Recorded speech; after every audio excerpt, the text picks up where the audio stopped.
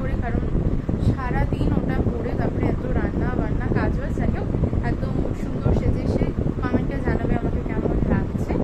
এখন আমরা যাবো সেবাতে, যে ভোগটা দেবো বললাম ওটা দিয়ে আসবো, আর তোমাদের দেখাবো ওখানে কেমন সুন্দর আয়োজন, কেমন সুন্দর করে সব সাজিয়েছে। আর আসার সময় গোপুর কেকটাও নিয়ে আসবো। আমি একটা কেক অর্ডার দিয়েছিলাম গোপুর জন্য, তো সেই কেকটা তো আমি চলে এসেছিলাম মন্দিরে। দেখো কত সুন্দর সাজিয়েছে, কি সুন্দর পরিবেশ আর কি সুন্দর কীর্তন হচ্ছে।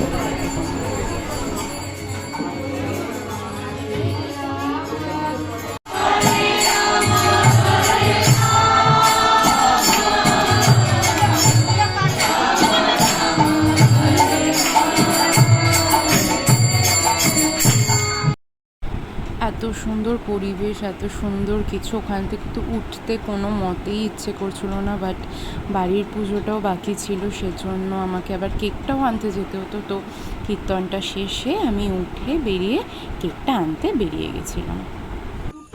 কেকটা আনতে গিয়ে দেখি প্রীতিরও সেম জায়গায় অর্ডার দিয়েছিল, তো ওখানে প্রীতির সাথেও দেখা হয়ে গেছে। ওর শুধু গল্পগুলো শোনো তোমরা।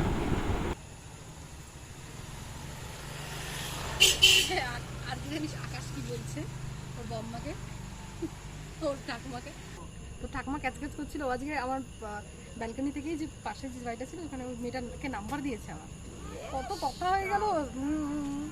মেয়েটাকেও বললো যে 5টার সময় ছাদে আসতে, মেয়েটা এলো না, ধোকা দিয়ে দিয়া। তুই গেছিলিস ছাদে 5টার সময়? মেয়েটার নামটা কি জানি? সায়ন্তী। মেয়েটা আর কি লুকস দিচ্ছে, এরকম ভাবে দাঁড়িয়ে আছে এইভাবে। আবার ট্রেনের টিকিটের মধ্যে নাম্বার লিখে, এই ট্রেনের টিকিটে নাম্বার লিখে চুড়ে ফেলেছে। সে তো পুরোনো দিনের প্রেমে ফিরে গেছিস তুই। বলছে যে ও আবার ওকে জিজ্ঞেস করছে, মেয়েটাকে জিজ্ঞেস করছে পুজো হয়ে গেছে।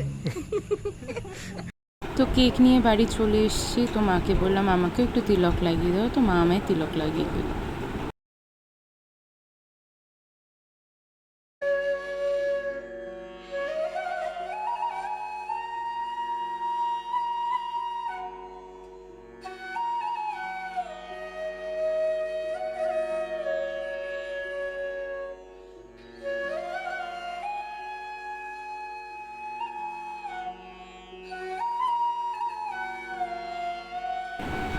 সবাই তিলক লাগিয়েছিল, তো সবাইকে একবার করে দেখিয়ে দিলাম।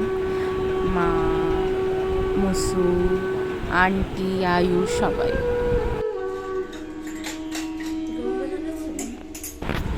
তো এই যে পুরো সুন্দর জায়গাটা সুন্দর করে সাজানো, এই যে এই সব রকমের মিষ্টি সব কিছু। এই কেকটাই আনতে গেছিলাম। কেকটা যতটা সুন্দর দেখতে ততটা সুন্দর খেতেও ছিল, মানে দিদিটার এত ভালো। আমি সবসময় এখান থেকেই কেক অর্ডার করি। তো মা আরতি করার জন্য বসে পড়েছিল, আমি আর মা বসে পড়েছিলাম। তো ওখানে আমি ফোনে কিছু একটা করছিলাম, বোধহয় গান চালাচ্ছিলাম। যাই হোক, আমরা বসে পড়েছি, আর মা সব কিছু গুছিয়ে নিচ্ছিল আরতি করার জন্য।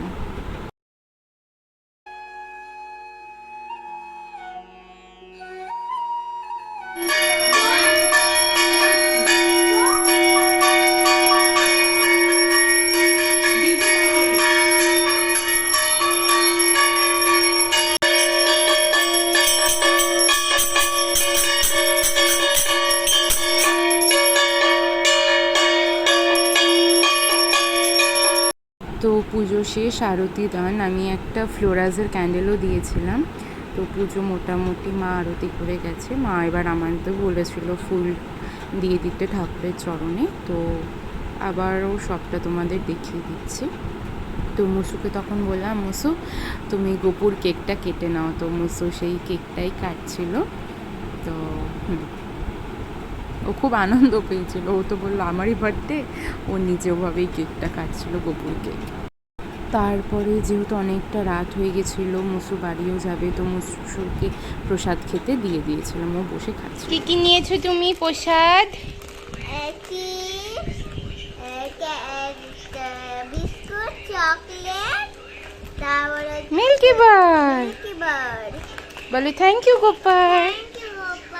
কেকটা কেক কাট। তো এই সবে পুজো শেষ হলো, আমাদের সব কিছু সবটাই তো তোমরা দেখলে।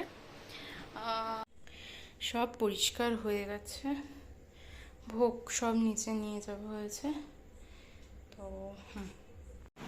তো সব পরিষ্কার করে এই ঘরে এলাম, সবাইকে প্রসাদ দিলাম। ওগুলো আর ভিডিও করা হয়নি, আমি নিজেই জানি না আজকে আমি কি ভিডিও করতে পেরেছি, কি ভিডিও করতে পারিনি। যতটুকু হয়েছে করেছি।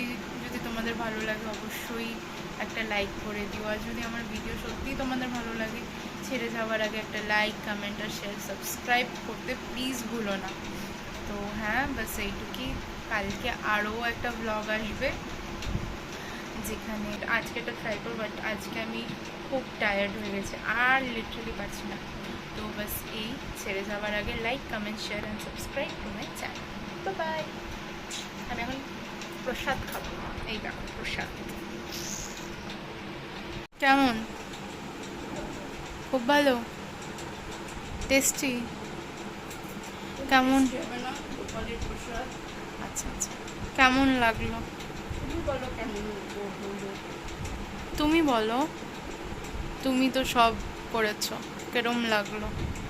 আর গোপালকে আমি কেমন সাজিয়েছি তুমি বলো? সুন্দর সাজা। আচ্ছা, গোপালকে সাজিয়েছে কে? ব্যাকগ্রাউন্ড তোমার, কিন্তু আমি তো গোপালকে সাজিয়েছি।